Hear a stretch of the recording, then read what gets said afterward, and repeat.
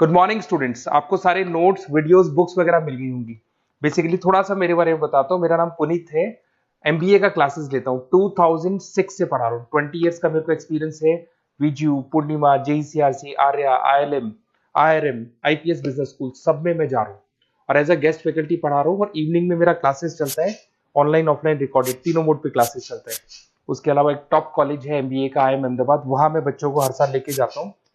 मुंबई में AI universal, यहाँ पे गेस्ट पढ़ा रहा हूँ मैं। जेईसीआरसी में पढ़ा रहा हूँ, आर्या कॉलेज में पढ़ा रहा हूँ। इन कॉलेजेस में मैं पढ़ा रहा हूँ। देखिए, राइटर भी हूँ। 2008 से मैंने बुक्स वगैरह लिखना स्टार्ट कर दिया था। यूट्यूब पे सारे वीडियोस मिल जाएंगे, रिकॉर्डेड लाइव लेक्चर सब कुछ मिल जाएंगे। बस एक छोटा सा इंपॉर्टेंट डिस्कशन आप लोगों से करना था। एमबीए आप कहीं से भी करें, थोड़ा सा मेरे से आप डिस्कस करके अगर आप एमबीए ज्वाइन करते हैं तो आप थोड़ा सेफर मोड में रहेंगे। उसका रीजन बताता हूँ क्यों। क्योंकि मेरे को जो एक्सपीरियंस है ना 20 इयर्स का, एमबीए में प्लेसमेंट होगा कि नहीं होगा, कॉलेजेस कैसे पढ़ाते हैं, क्या उनका प्लेसमेंट स्ट्रक्चर है, क्या इंटरनल एक्सटर्नल इन्फॉर्मेशन है, मेन चीज अंदर क्या चल रहा है उनके। क्योंकि मैं तो रेगुलर कॉलेजेस में जा रहा हूँ तो मेरे को पता है कौन से कॉलेज में क्या चल रहा है। तो आप मेरे से थोड़ा सा एडवाइस लेके अगर आप एडमिशन लेते हैं तो थोड़ा सा सेफर जोन में रहेंगे। बाकी आपके डिस्टेंस के ऑनलाइन के एडमिशन, मणिपाल हो गया, एमएटी हो गया, ज्ञान विहार हो गया, तो यहाँ भी आपको अवेलेबल हो जाएंगे। तो आप अगर एडमिशन लेते हैं तो प्लीज मेरे से कंसल्ट करना। हो सकता है कि मैं आपको एक बेस्ट कॉलेज बता पाऊं और एक सेफर जोन में लेके जा पाऊं। क्योंकि एडमिशन लेने के बाद बच्चों को लगता है कि यार गलत जगह चले गए। Okay, best of luck. मेरा नंबर आपके पास है। साथ के साथ अगर आपको कोई और क्वेरी चाहिए तो मेरे को व्हाट्सअप करें या कॉल कर सकते हैं। Okay, best of luck. नमस्कार। जब भी हम किसी कंपनी की फाइनेंशियल रिपोर्ट देखते हैं तो एक भरोसा लेकर चलते हैं। हम ये मान लेते हैं कि जो आंकड़े हमारे सामने हैं वो किसी न किसी प्रक्रिया से गुजरे हैं, एक ऐसी प्रक्रिया जो उन्हें विश्वसनीय बनाती है। पर वो प्रक्रिया वो है क्या असल में? उसकी नींव क्या है? आज हमारे पास जो नोट्स है ना, वो इसी भरोसे की इंजीनियरिंग के बारे में है। हम बात कर रहे हैं स्टैंडर्ड्स ऑन ऑडिटिंग की। अब ये तो हम सब जानते हैं कि इन्हें आईसीआई जारी करता है, पर आज सवाल ये नहीं कि ये क्या है, सवाल ये है कि ये क्यों है और ये वैसे क्यों बने हैं जैसे वो हैं। इनमें ऐसी क्या बारीकियां हैं जो इन्हें सिर्फ एक रूल बुक नहीं बल्कि कह सकते हैं कि पूरी फाइनेंशियल दुनिया की एक भाषा बनाती हैं। आपने ये भाषा शब्द इस्तेमाल किया और ये बिल्कुल सही बैठता है। अगर हम मान लें कि फाइनेंशियल रिपोर्टिंग एक भाषा है तो स्टैंडर्ड्स ऑन ऑडिटिंग उसकी ग्रामर है, उसकी व्याकरण। ये वो नियम है जो पक्का करते हैं कि जब कोई ऑडिटर मुंबई में बैठकर कहता है कि रिपोर्ट सही और निष्पक्ष है तो लंदन में बैठा कोई निवेशक भी उसका ठीक वही मतलब समझे। तो ये सिर्फ नियम नहीं है, ये भरोसे का एक प्रोटोकॉल है। तो चलिए इसी ग्रामर को थोड़ा और गहराई से समझते हैं। इन मानकों का एक मुख्य उद्देश्य बताया जाता है ये पक्का करना कि वित्तीय विवरण मतलब फाइनेंशियल स्टेटमेंट्स कंपनी की सही और निष्पक्ष तस्वीर पेश करें। अब सुनने में तो ये काफी सीधा लगता है, पर क्या इसका मतलब सिर्फ इतना है कि सारे नंबर्स सही सही जोड़े गए हैं? नहीं, ये उससे कई ज्यादा गहरी बात है। देखिए, सही या ट्रू का मतलब है कि जानकारी फैक्ट के हिसाब से एकदम सटीक है। ठीक है। और अकाउंटिंग के जो सिद्धांत हैं उनके मुताबिक है। ये तो हो गया गणित वाला हिस्सा। लेकिन जो निष्पक्ष या फेयर वाला हिस्सा है ना, वो ज्यादा महत्वपूर्ण है। इसका मतलब है कि जानकारी को पेश इस तरह से किया गया है कि वो किसी को गुमराह न करे। तो ये सिर्फ आंकड़ों की सच्चाई के बारे में नहीं है, बल्कि उनके पीछे की नीयत और उनके प्रेजेंटेशन के बारे में भी है। अच्छा, इसका कोई उदाहरण दे सकती हैं आप? मतलब कहां पर कोई चीज सही होकर भी निष्पक्ष नहीं हो सकती? बिल्कुल। मान लीजिए एक कंपनी है, उसने अपनी कोई बहुत बड़ी प्रॉपर्टी बेची और उससे उसे एक बार में बहुत भारी मुनाफा हो गया। ठीक है। अब अगर वो इस मुनाफे को अपनी सामान्य ऑपरेशनल इनकम, मतलब जो रोज के काम से कमाई होती है, उसमें मिलाकर दिखा दे, तो रिपोर्ट देखने वाले को क्या लगेगा? यही कि कंपनी का जो मेन बिजनेस है वो अचानक से बहुत प्रॉफिटेबल हो गया है। एग्जैक्टली। जबकि ऐसा है नहीं। यहाँ आंकड़े शायद सही है, मतलब गणित के हिसाब से गलत नहीं है, लेकिन उनका प्रस्तुतिकरण निष्पक्ष नहीं है, वो गुमराह कर रहा है। स्टैंडर्ड्स ऑडिटर को ये देखने के लिए मजबूर करते हैं कि ऐसी जो असाधारण चीजें हैं उन्हें अलग से दिखाया जाए ताकि तस्वीर साफ रहे। समझ गया। तो ये सिर्फ नियम फॉलो करने की बात नहीं है, ये उनकी आत्मा को समझने के बारे में है। आपने एक रूपता यानी यूनिफॉर्मिटी की बात की थी कि ये कॉमन भाषा बनाते हैं। ये निवेशों के लिए तो जरूरी है ही, पर क्या इसका कोई बड़ा असर भी है? बिल्कुल है। यही एक रूपता तो है जो देश के अंदर एक स्वस्थ कैपिटल मार्केट की नींव रखती है। आप सोचिए, अगर हर ऑडिटर अपने अपने हिसाब से काम करने लगे तो कोई बैंक या कोई फाइनेंशियल इंस्टीट्यूशन ये कैसे तय करेगा कि किस कंपनी को लोन देना ज्यादा सेफ है, या सरकार कैसे उद्योगों के स्वास्थ्य का अंदाजा लगाएगी। ये मानक एक जैसा पैमाना तैयार करते हैं जिससे हर कंपनी की फाइनेंशियल हेल्थ को एक ही तराजू पर तौला जा सके।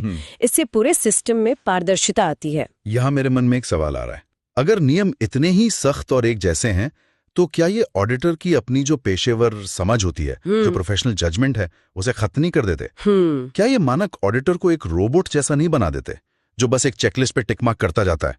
इससे तो ऑडिट की जो क्वालिटी है उसमें गहराई की गुंजाइश ही नहीं बचेगी। ये एक बहुत ही जरूरी सवाल है और इन मानकों के डिजाइन के केंद्र में यही दुविधा है। और इसका जवाब है नहीं, ऐसा बिल्कुल नहीं है। असल में ये मानक एक ढांचा, एक फ्रेमवर्क देते हैं, चेकलिस्ट नहीं। ये बताते हैं कि क्या हासिल करना है, लेकिन ज्यादातर मामलों में कैसे हासिल करना है ये ऑडिटर के अनुभव और उसके फैसले पर छोड़ दिया जाता है। अच्छा, तो मतलब ये एक मिनिमम बेसलाइन सेट करते हैं, मैक्सिमम लिमिट नहीं। एकदम सही कहा आपने, बिल्कुल। उदाहरण के लिए एक मानक कहता है कि ऑडिटर को पर्याप्त और उपयुक्त ऑडिट सबूत यानी sufficient and appropriate audit evidence इकट्ठा करने होंगे। लेकिन वो पर्याप्त कितना है और उपयुक्त क्या होगा? एक सॉफ्टवेयर कंपनी के लिए सबूत जुटाने का तरीका एक स्टील बनाने वाले प्लांट से बिल्कुल अलग होगा ना? हाँ, जाहिर है। बस यहीं पर ऑडिटर की एक्सपर्टीज काम आती है। मानक उसे दिशा दिखाते हैं, लेकिन उस रास्ते पर चलना कैसे है, ये उसका हुनर है।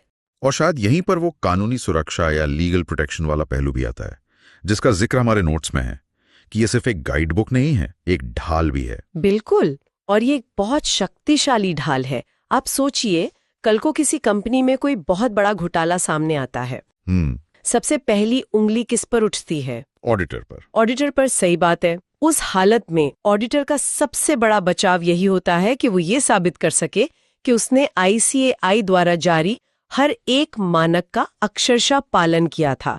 अगर वो ये दिखा पाता है तो ये माना जाता है कि उसने अपनी क्षमता के हिसाब से पूरी लगन से काम किया। तो ये मानक एक तरह से प्रोफेशनल सर्वाइवल किट बन जाते हैं।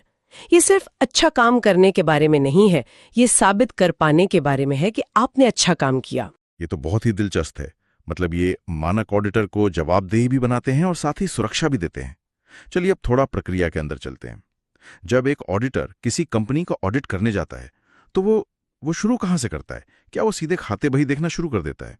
नहीं, बिल्कुल नहीं। पहला और सबसे जरूरी कदम होता है कंपनी के आंतरिक नियंत्रण यानी इंटरनल कंट्रोल का मूल्यांकन करना। Internal control? हाँ, आसान शब्दों में कहें तो ऑडिटर पहले ये जांचता है कि कंपनी के अंदर गलतियों और धोखाधड़ी को रोकने और पकड़ने के लिए खुद के सिस्टम कितने मजबूत हैं। अच्छा। क्या खर्चों को मंजूरी देने की कोई प्रक्रिया है? क्या एक ही इंसान के पास सारे फाइनेंशियल अधिकार हैं या फिर चेक्स एंड बैलेंसेस हैं? यानी ऑडिटर पहले कंपनी की खुद को ऑडिट करने की क्षमता को ऑडिट करता है। हाँ, आप इसे ऐसे समझ सकते हैं। ये कुछ वैसा ही है जैसे किसी घर की तलाशी लेने से पहले ये जांचना कि उसके दरवाजे और खिड़कियों पर ताले कितने मजबूत लगे हैं। अगर कंपनी का इंटरनल कंट्रोल सिस्टम बहुत मजबूत है तो ऑडिटर थोड़ा भरोसा कर सकता है कि यहाँ गलतियों की गुंजाइश कम है। और अगर कमजोर है तो? और अगर वो सिस्टम कमजोर है तो ऑडिटर को पहले ही पता चल जाता है कि उसे हर चीज को ज्यादा शक और ज्यादा गहराई से जांचना होगा। ये उसके काम का दायरा, उसका स्कोप तय करता है। और इसी मूल्यांकन से शायद ये भी पता चलता होगा कि रिस्क मतलब जोखिम कहाँ सबसे ज्यादा है। हाँ, ये दोनों प्रक्रियाएं साथ साथ चलती हैं। इंटरनल कंट्रोल का मूल्यांकन करने के बाद ऑडिटर जोखिम का आकलन करता है, रिस्क असेसमेंट। वो उन एरियाज की पहचान करता है जहां बड़ी गड़बड़ी होने की संभावना सबसे ज्यादा है।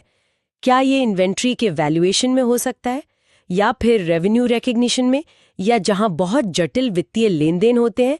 वो इन हॉटस्पॉट्स को पहचानता है। तो ये तो काफी हद तक किसी जासूस के काम जैसा है जो पहले ये पता लगाता है कि सुराग मिल कहाँ सकते हैं। काफी हद तक।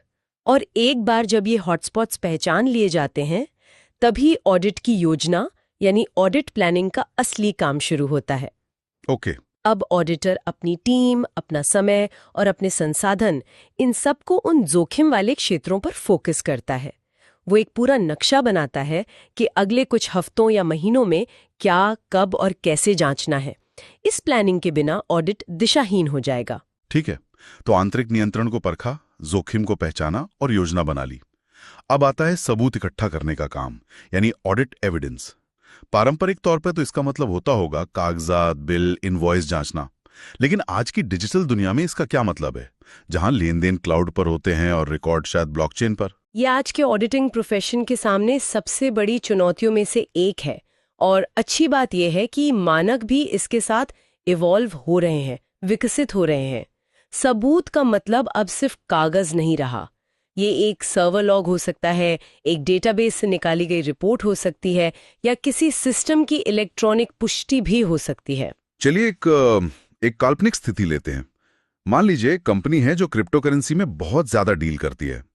अब उसके वॉलेट में कितनी क्रिप्टो है, इसका सबूत एक ऑडिटर कैसे इकट्ठा करेगा? इसका तो कोई कागजी रिकॉर्ड होता नहीं। ये बहुत अच्छा सवाल है, और यहाँ पारंपरिक तरीके बिल्कुल काम नहीं करेंगे।